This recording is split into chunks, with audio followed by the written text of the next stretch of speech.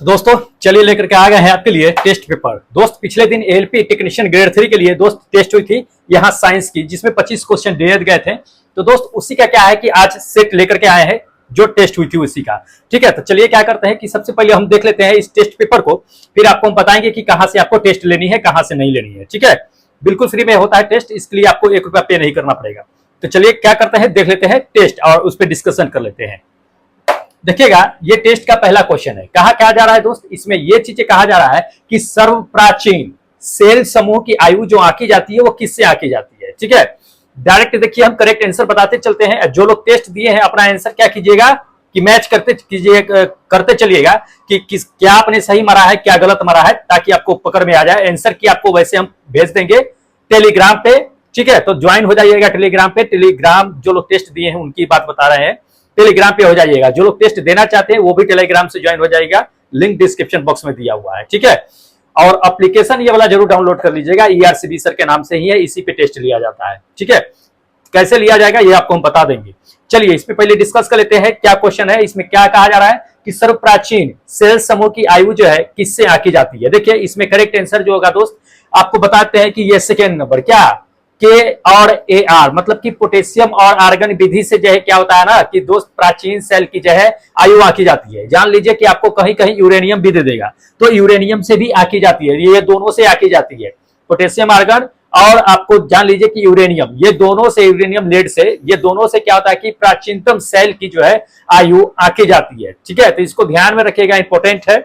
अगर कभी कभी ये चीजें दे देता है कार्बन 14 पद्धति वाला कि प्राचीन पेड़ पौधे जो होते हैं, जीव जंतु जो होती है, उसकी आयु किससे मापी जाती है, तो वो कार्बन 14 का इस्तेमाल हम लोग उसमें करते हैं। ठीक है, और ये सेल का आयु जो है इसमें पोटेशियम आर्गन और जो है यूरेनियम का इस्तेमाल करते हैं आयु आंकने में। ठीक है, तो भूलिएगा नहीं, इंपॉर्टेंट है। सेकेंड क्वेश्चन देख लीजिएगा। सेकेंड नंबर क्वेश्चन इसमें है कि निम्नलिखित में से किसमें ऋणात्मक आवेश होती है, ये कहा जा रहा है, पूछा जाता है ये क्वेश्चन।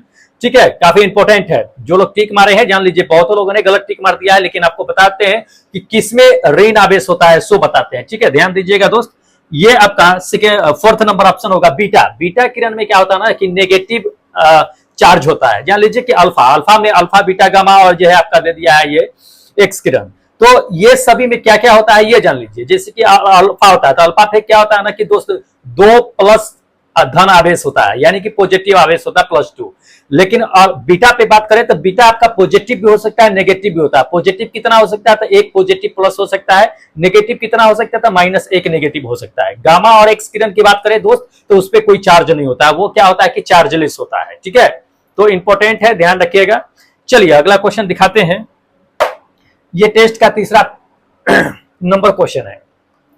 देखिए इसमें क्या कहा जा रहा है दोस्त, इसमें ये चीजें कहा जा रहा है कि आंसुओं को कौन सा पदार्थ जो है, आंसुओं में जो है कौन सा पदार्थ घुला होता है, जो अपने टीयर्स से निकलते हैं ना, इसमें कौन सा पदार्थ घुला होता है। जान लीजिए कि इसमें जो होता है ना दोस्त, नमक का सूत्र जानते हो, ये NaCl सोडियम क्लोराइड। तो ये क्या होता है कि साधारण नमक जो होता है अपने आंसू में जो होते हैं क्या होते हैं कि घुले होते हैं। ठीक है, इसको चख के देखिएगा तो आपको नमकीन लगेगा, साधारण नमक ही होता है ये। ठीक है, तो इंपॉर्टेंट है, पूछे जाते हैं, ध्यान रखिएगा। ये फर्स्ट नंबर आपका आंसर करेक्ट होगा क्या कि साधारण नमक। चलिए अब क्या करते हैं कि अगला क्वेश्चन आपको दिखा देते हैं। देखिएगा ये टेस्ट का चौथा नंबर क्वेश्चन है। क्या कहा जा रहा है दोस्त, इसमें कहा जा रहा है कि भीड़ को तितिर बितिर करने के लिए पुलिस क्या करती है कि उसमें जो है एक आंसू गैस का इस्तेमाल करती है। उस आंसू गैस में आखिर कौन सी गैस मौजूद होती है ये कहा जा रहा है। ठीक है, तो ध्यान रखिएगा, उस आंसू गैस में जो होती है, जो पुलिस लोग भीड़ को हटाने के लिए या भीड़ को कंट्रोल करने के लिए, जो अनकंट्रोल होती है उसको कंट्रोल करने के लिए जो आंसू गैस का इस्तेमाल करती है, उसमें क्लोरीन गैस होती है। ये फर्स्ट नंबर, जो फर्स्ट नंबर मारे हैं सबका करेक्ट होगा क्लोरीन गैस। ठीक है, उसमें क्या होता है कि क्लोरीन गैस होती है। अब जान लीजिए कि आंसू गैस का सबसे पहले इस्तेमाल कहां किया गया था। आपको बताते हैं कि प्रथम विश्व युद्ध जो 1914 में हुई थी, उसमें आपका आंसू गैस का बहुत ज्यादा मात्रा में किया गया था भीड़ को कंट्रोल करने के लिए। ठीक है, तो इंपॉर्टेंट है। चलिए अगला नंबर देख लीजिए टेस्ट का। ये टेस्ट का अगला नंबर है। क्या कहा जा रहा है इसमें कि मधुमेह के रोगियों द्वारा कहता है कि प्रयोग में लाए जाने वाले क्या होता है स्वीटेक्स। स्वीटेक्स में कितनी ऊर्जाएं होती है, कितनी नहीं होती है, ये बताना है। ठीक है, तो जान लीजिए जो चीनी के बीमारी होते हैं ठीक है, वो लोग क्या करते हैं, स्वीटेक्स का टेबलेट यूज करते हैं। तो स्वीटेक्स में आखिर कितनी कैलोरी एनर्जी होती है ये बताना है। तो जान लीजिए कि स्वीटेक्स टेबलेट में जो होता है ना वो 0 कैलोरी होता है, उसमें 0 बिल्कुल शून्य होता है, कैलोरी 9 के बराबर होता है, होता ही नहीं है एक तरह से कहिए। तो ये थर्ड नंबर जो मारे हैं उनका करेक्ट आंसर होगा 0 कैलोरी, यानी कि शून्य कैलोरी उसमें मौजूद होता है। ठीक है, इंपॉर्टेंट है। चलिए ये टेस्ट का अगला क्वेश्चन है, इसमें क्या कहा जा रहा है कि प्रति विटामिन क्या होता है। जी हाँ, प्रति विटामिन क्या होता है हमें ये जानना है। तो जान लीजिए कि प्रति विटामिन क्या होता है कि विटामिन को नष्ट करने वाले जितने भी पदार्थ होते हैं वो सभी क्या कहलाते हैं कि प्रति विटामिन होता है। ठीक है, प्रति विटामिन मतलब विटामिन के ठीक उल्टा, एंटी विटामिन कहिए, विटामिन को उल्टा, तो विटामिन को नष्ट करने वाले पदार्थ, क्वेश्चन से ही पता चलता है। तो जो विटामिन का नष्ट करता है, विटामिन को नष्ट करता है, वही प्रति विटामिन कहलाता है। ये सेकेंड नंबर आपका आंसर करेक्ट होगा। जो जो लोग सेकेंड नंबर ऑप्शन मारे हैं बिल्कुल करेक्ट है। ठीक है, चलिए अगला नंबर क्वेश्चन देख लीजिए। अगला नंबर क्या कहा जा रहा है कि कृत्रिम गर्भाधान के लिए क्या होता है कि बैल के बिर्रे को, सीरम को जो होता है क्या होता है ना दोस्त, सीमेन जो होता है सो उसको सुरक्षित रखा जाता है। तो कहां पे सुरक्षित रखा जाता है ये कहा जा रहा है, काफी इंपॉर्टेंट है। देखिए इसमें आपको हम बताते हैं कि उसको बैल का जो सीमेन होता है उसको जो रखा जाता है वो नाइट्रोजन में रखा जाता है। ठीक है, ध्यान रखिएगा, थर्ड नंबर जो मारे होंगे करेक्ट आंसर होगा, नाइट्रोजन में रखा जाता है। अब जान लीजिए कि कितने डिग्री सेल्सियस पे नाइट्रोजन पे रखा जाता है दोस्त, -196 से 95 से 96 डिग्री तक के उसको सुरक्षित रखा जाता है। माइनस में जान लीजिए डिग्री सेल्सियस में सुरक्षित रखा जाता है नाइट्रोजन में बैल के सीमेन को, ताकि वह लंबे समय तक के रहे और उसको काफी लंबी दूरी तक के उसको ट्रेवल करके ले जाया लाया जा सके। ठीक है, तो इसलिए नाइट्रोजन में उसको क्या किया जाता है कि सुरक्षित रखा जाता है, इंपॉर्टेंट है।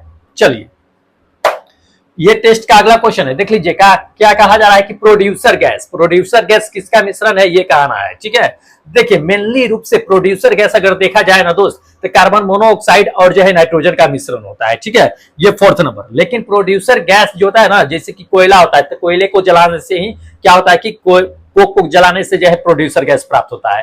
प्रोड्यूसर गैस में ऐसे जान लीजिए कि और भी गैस मौजूद होते हैं, लेकिन दो ही मेनली रूप से जो है प्रोड्यूसर गैस को माना गया है, कार्बन मोनोऑक्साइड और नाइट्रोजन को। नाइट्रोजन की जो प्रतिशत मात्रा होती है प्रोड्यूसर गैस में वो 50 से लेकर के 55% तक की होती है। ठीक है, और कार्बन मोनोऑक्साइड की अगर दोस्त बात कर ले तो 25 से लेकर के 30% तक की जो है उसकी मात्रा होती है। इसमें हाइड्रोजन गैस भी मिली होती है, हाइड्रोजन गैस की मात्रा 10 से 15% होती है, तो उसको नेग्लेक्ट ही करके हम लोग चलते हैं। ठीक है, कार्बन डाइऑक्साइड भी होता है, लगभग 3-4% के आसपास में होती है, तो उसको नहीं लेते हैं। लेकिन मेनली रूप से जो होता है दोस्त उसी को हम लोग लेते हैं। तो ये कार्बन मोनोऑक्साइड गैस और नाइट्रोजन, जिसमें नाइट्रोजन की मात्रा सबसे अधिक होती है, तो ये प्रोड्यूसर गैस होती है। इंपॉर्टेंट है, पूछे जाते हैं। चलिए अगला नंबर क्वेश्चन देख लीजिए। अगला नंबर क्या कहा जा रहा है कि ताजे दूध का पीएच वैल्यू कितना होता है, पीएच 6 होता है। ठीक है, जब यह क्या होता है कि खट्टा हो जाता है तो इसका पीएच वैल्यू क्या होगा। स्वाभाविक बात है कि खट्टा होगा तो खट्टा क्या होता है, अम्ल हो जाएगा। तो अम्ल जो होता है वो 7 से वैल्यू कम होता है वो अम्ल होता है, 7 से जो ज्यादा होता है वो क्षारीय होता है। तो अगर पीएच 6 है दूध और दूध से खट्टा हो गया तो स्वाभाविक है कि पीएच वैल्यू और घट गया होगा। तो 6 से क्या होगा कि मान जो है उसका कम जाएगा, 6 से क्या होगा कम जाएगा। ये फोर्थ नंबर आपका ऑप्शन करेक्ट होगा, लेस देन 6 हो जाएगा। ठीक है, यानी कि घट जाएगा, 6 से भी कम हो जाएगा। करेक्ट है। जो लोग ये फोर्थ नंबर मारे हैं ऑप्शन बिल्कुल करेक्ट है। जो लोग गलत मार दिए, बहुत लोगों ने बी मार दिया है दोस्त, ये गलत है। ठीक है, बी जिसने भी मारा है वो गलत है। चलिए अगला नंबर देख लीजिए। अगला नंबर टेस्ट का क्वेश्चन है, कहता है कि किसी परमाणु के अस्थायी नाभिक में बताना है कि प्रोटीन की संख्या जो होती है वो कितना होता है। ठीक है, देखिए अस्थायी नाभिक, नाभिक दो तरह से होते हैं, एक तो अस्थायी नाभिक होता है, एक और अस्थायी नाभिक होता है। इसमें अस्थायी नाभिक की पूछा जा रहा है कि अस्थायी नाभिक में जो होता है प्रोटीन की संख्या क्या होती है। तो पहला देख लीजिए, कह रहा है इसमें कि न्यूट्रॉन की संख्या से कम होती है, या न्यूट्रॉन की संख्या से ज्यादा होती है, या न्यूट्रॉन की संख्या के बराबर होती है, या कोई नहीं। क्या होती है जान लीजिए। आपको हम बताते हैं कि नाभिक दो तरह के हमको बता ही दिए हैं कि एक अस्थायी होता है, एक अस्थायी होता है। अस्थायी की पूछा गया है तो अस्थायी में क्या होता है कि न्यूट्रॉन की संख्या जो लगभग प्रोटॉन की संख्या के बराबर होती है, तो वह अस्थायी नाभिक कहलाता है। ठीक है, तो यहाँ पे लगभग बराबर कहिए, लेकिन इसमें बराबर ही ऑप्शन दे दिया है, कोई दिक्कत नहीं है। ये थर्ड नंबर आपका जो मारे होंगे वो करेक्ट होगा, लगभग बराबर ही होगा। ठीक है, अस्थायी नाभिक के लिए। अस्थायी में क्या होता है ना कि न्यूट्रॉन की संख्या प्रोटॉन की संख्या से अधिक हो जाती है। ठीक है, तब वह अस्थायी होती है। तो इंपॉर्टेंट है, ध्यान में रखना है दोस्त। ठीक है, चलिए अगला नंबर क्वेश्चन देख लीजिए। अगला नंबर क्वेश्चन ये कहा जा रहा है कि हास्य गैस मतलब कि लाफिंग गैस जो होता है सो उसका फॉर्मूला क्या होता है। ठीक है, काफी इंपॉर्टेंट है, कई बार पूछा भी जा चुका है एग्जाम में। तो ये इसमें जो है लोगों ने गलती कर लिया है, ये फर्स्ट नंबर मार करके क्या NO2 नाइट्रोजन डाइऑक्साइड मार दिए। दोस्त ये नहीं होगा, नाइट्रस ऑक्साइड होता है, N2O होता है, जान लीजिए। ये थर्ड नंबर आपका आंसर करेक्ट होगा। और थर्ड नंबर जिसने मारा है बिल्कुल करेक्ट है। ठीक है, N2O नाइट्रस ऑक्साइड होता है, हंसाने वाली गैस का जो है फॉर्मूला होता है, लाफिंग गैस का जो होता है सो। ठीक है, चलिए अगला क्वेश्चन दिखाते हैं। देखिएगा ये टेस्ट का अगला क्वेश्चन है। क्या कहा जा रहा है कि साधारण द्रव जो होता है उसको जब रखिएगा तो वो ऊपर से नीचे चला जाता है, कांच की गिलास उलास में अगर रखिएगा तो। लेकिन इसमें से ऑप्शन बताना है कि कौन सा द्रव है जिसको कांच में रखेंगे तो नीचे ना जाकर के क्या होगा कि ऊपर ही आना शुरू कर देता है। ठीक है, काफी इंपॉर्टेंट क्वेश्चन है, ध्यान रखना है। तो इसमें से ऑप्शन बताना है कि कौन सा है कौन नहीं है। देखिए आपको हम बता देते हैं कि सबसे हल्का गैस कौन सा होता है दोस्त, हीलियम होता है। तो हीलियम द्रव अवस्था में होगा तो वो ऊपर आना शुरू कर देता है। क्या होता है, ऊपर आना शुरू कर देता है। ये सेकेंड नंबर जिसने भी मारा होगा करेक्ट आंसर है। उसके बाद अगर हीलियम को हटा दिया जाए तो उसके बाद यह नाइट्रोजन आ जाएगा। नाइट्रोजन को भी रखेंगे तो वो ऊपर आना शुरू हो जाएगा, ध्यान रखिएगा। हीलियम को अगर ना रहे हीलियम तो नाइट्रोजन मार सकते हैं। तो इंपॉर्टेंट है, ये सेकेंड नंबर आपका आंसर क्या होगा कि बिल्कुल करेक्ट होगा। ठीक है, चलिए अगला क्वेश्चन दिखाते हैं। अगला नंबर क्वेश्चन देख लीजिए। इसमें कहा जा रहा है कि ओजोन गैस जो होता है वो किस तरह की गंध उत्पन्न करती है। तो ओजोन गैस जो होती है जान लीजिए, बहुतों ने गलत मार दिया है। क्या मार दिया है, इसमें सड़े हुए अंडे की तरह गंध मार दिया है।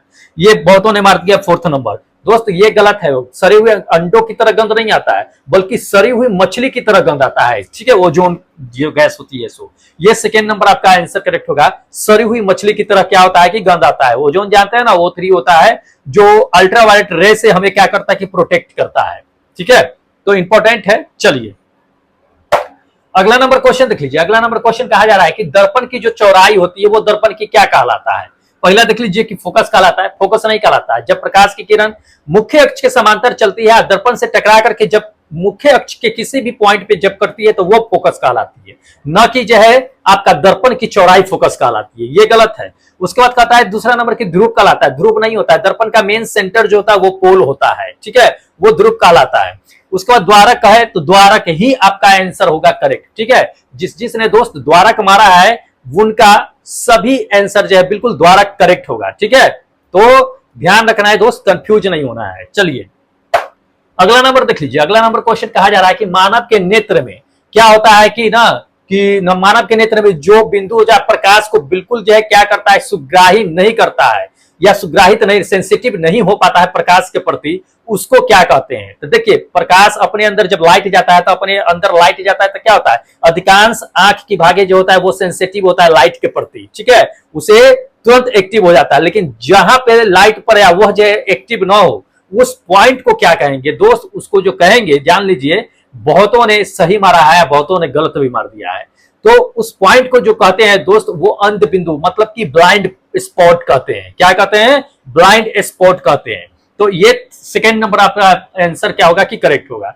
तो ब्लाइंड स्पॉट जिसने भी मारा है बिल्कुल करेक्ट है। ठीक है, आंसर मैच करते रहिएगा। चलिए अगला नंबर क्वेश्चन देख लीजिए। अगला नंबर क्या कहा जा रहा है दोस्त, ये चीजें कहा जा रहा है कि पृथ्वी की सतह पर गुरुत्वाकर्षण का खिंचाव जो है चंद्रमा की सतह पर गुरुत्वाकर्षण के खिंचाव का कितना गुना है। मतलब पृथ्वी किसी वस्तु को अगर खींच रही है तो उसका आकर्षण, चंद्रमा जो किसी वस्तु को खींच रही है उसके आकर्षण से पृथ्वी का आकर्षण कितना गुना है, ये कहा जा रहा है। बहुत ने 90% लोगों ने इसमें गलती कर दिया है। बहुतों लोगों ने मार दिया है 1/6 मार दिया है। दोस्त क्वेश्चन को समझ लीजिए पहले क्या कहा जा रहा है। आप कंफ्यूजन इसी तरह से हो जाइएगा, एग्जाम में कंफ्यूज करके आ जाइएगा। क्या कहा जा रहा है, इसमें कहा यह जा रहा है कि पृथ्वी की सतह पर कहा जा रहा है गुरुत्वाकर्षण, चंद्रमा की सतह के गुरुत्वाकर्षण का कितना गुना है। ठीक है, चंद्रमा पर गुरुत्वाकर्षण उसका कितना गुना पृथ्वी पर है ये कहा जा रहा है। तो 6 गुना है, यानी कि 6/1 हो जाएगा, 6/1 हो जाएगा। ये फोर्थ नंबर आपका आंसर। ठीक है, अब बहुतों ने ये थर्ड नंबर मार दिया है कि नहीं 1/6 होगा, आंख बंद करके रटे हुए हैं, आंख बंद करके मार दिए हैं, गलत है। ठीक है, तो जो मारा है 1/6 वो गलत है। चलिए अगला नंबर क्वेश्चन देख लीजिए। अगला नंबर क्वेश्चन कहा जाता है कि यदि किसी स्थान पे तापमान जो है सहसा मतलब वृद्धि हो जाए, मतलब एकाएक जो है टेम्परेचर अगर वृद्धि हो जाए तो उस वहां की जो है ह्यूमिडिटी जो होती है, रिलेटिव ह्यूमिडिटी, वो क्या होगी, उसकी आर्द्रता में क्या होगी। देखिए कहीं भी अगर वस्तु पदार्थ है, अगर उस पदार्थ पे क्या होगी, टेम्परेचर अगर एकाएक बढ़ जाता है तो जान लीजिए दो तीन कंडीशन वहां पे होता है। तीन कंडीशन ये चीजें होता है। पहला नंबर जान लीजिए कि डेंसिटी उसकी घट जाती है, डेंसिटी क्या होती है, घट जाती है। दूसरी नंबर ह्यूमिडिटी भी घट जाती है। तीसरी नंबर आयतन बढ़ जाता है, आयतन बढ़ेगा, बाकी ह्यूमिडिटी डेंसिटी क्या होती है, घट जाती है। ध्यान रखिएगा इस चीज को, टेम्परेचर जहां पे पड़ेगा वहां की बातें कर रहे हैं, ठीक है। तो ये आपका क्या होगा कि सेकेंड नंबर ऑप्शन क्या होगा, करेक्ट होगा कि घट जाएगी। जिसने भी ये मारा है और आंसर घट जाएगी उनका वो सही है, ठीक है। चलिए अगला नंबर क्वेश्चन देख लीजिए। अगला नंबर क्वेश्चन कहता है कि निम्नलिखित तिथियों में से किसमें कहता है कि दोपहर को आपकी सबसे छोटी छाया दिखाई देती है। जी हाँ, सबसे छोटी, यानी कि शून्य काल भी कहा जाता है उसको, एक तरह से कहिए तो जीरो शेप में आपका जो है क्या होता है कि छाया हो जाती है। वो किस डेट में होती है, जान लीजिए दोस्त, वो जो होती है वो 21 जून को होती है, जान लीजिए। ये फोर्थ नंबर आपका आंसर करेक्ट होगा। बहुतों ने सही मारा है, बहुतों ने मार दिया है ये 12 अप्रैल 12 मार्च ये करके मार दिया, गलत किया है। 21 जून को क्या होता है कि आपकी छाया जो होती है धरती पे वो सबसे छोटी होती है, क्योंकि उस समय जो होती है 21 जून को वो सूर्य होती है वो अपने पृथ्वी के ठीक 90 डिग्री एंगल पे मतलब कि टिकी हुई होती है, जिस वजह से छाया जो होती है दोपहर की बातें बता रहे हैं, दोपहर में सामने होती है, ठीक ठीक है। तो इसलिए छाया जो होती है वो बिल्कुल न के बराबर जीरो बनती है, ठीक है। तो सबसे छोटी वही 21 जून को होती है। ये सवाल पूछे जाते हैं। चलिए अगला नंबर देख लीजिए। अगला नंबर क्वेश्चन कहा जा रहा है कि विद्युत मोटर जो है वो किस सिद्धांत के अनुसार काम करती है।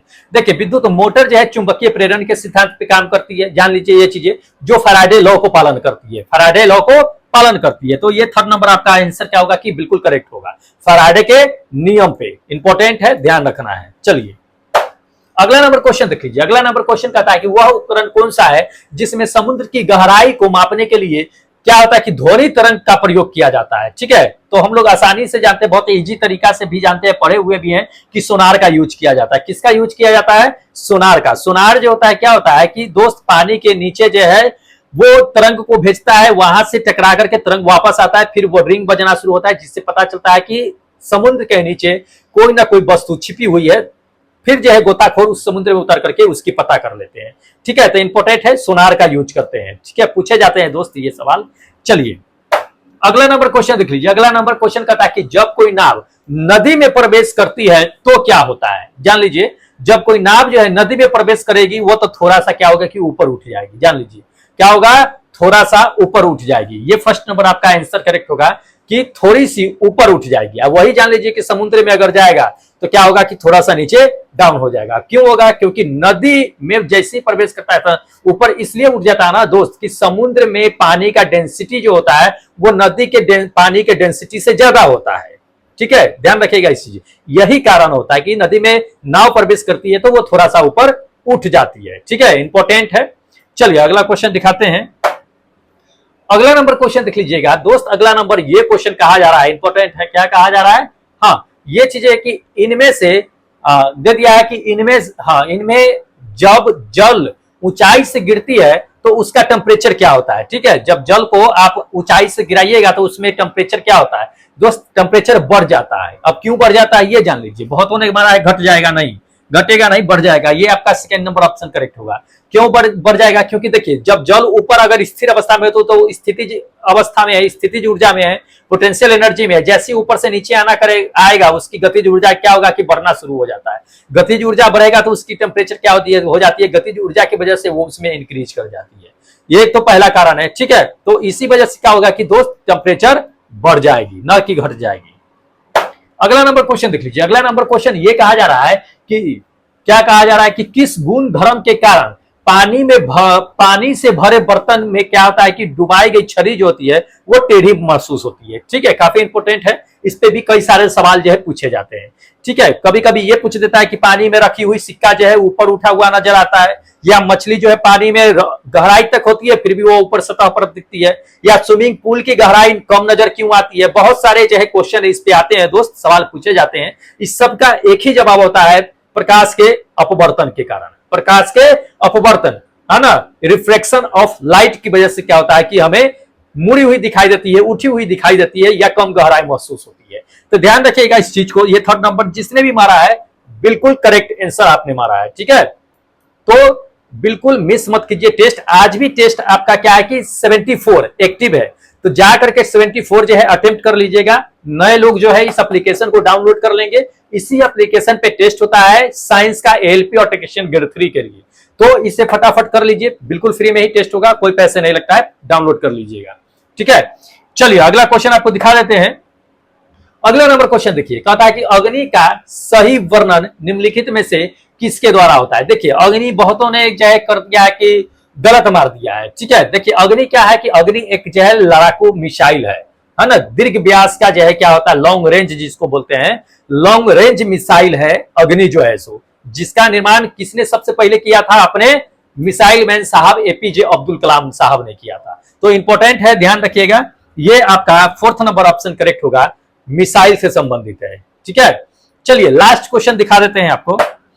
यह है अपना लास्ट क्वेश्चन टेस्ट का। इसमें क्या कहा जा रहा है कि किसी अर्धचालक को अगर गर्म करते हैं तो उसका प्रतिरोध क्या होता है। देखिए कोई भी सेमीकंडक्टर है, सेमीकंडक्टर को जितना हिट कीजिएगा वह उतना क्या होगा कि उसका टेम्परेचर जो होता है दोस्त, उसका प्रतिरोध जो होता है, प्रतिरोध वो घटता चला जाता है, ठीक है। किसी भी सेमीकंडक्टर को अगर हिट कीजिएगा तो समझ लीजिए चीज। अब वही अगर मान लीजिए कि कोई जो है रेजिस्टेंस है जो सेमीकंडक्टर ना होकर के कंडक्टर है, अगर उसको हिट कीजिएगा तो उसका रेजिस्टेंस क्या होता है कि बढ़ने लगता है। सेमीकंडक्टर में उल्टा होता है, ध्यान रखिएगा। तो ये फर्स्ट नंबर आपका आंसर क्या होगा कि बिल्कुल करेक्ट होगा। तो दोस्त ये 25 इंपॉर्टेंट क्वेश्चन थे जो एएलपी टेक्नीशियन ग्रेड 3 के लिए टेस्ट लिए गए थे पिछले दिन, उसी का ये आपका टेस्ट पेपर हम आपको दिखाए हैं, ठीक है।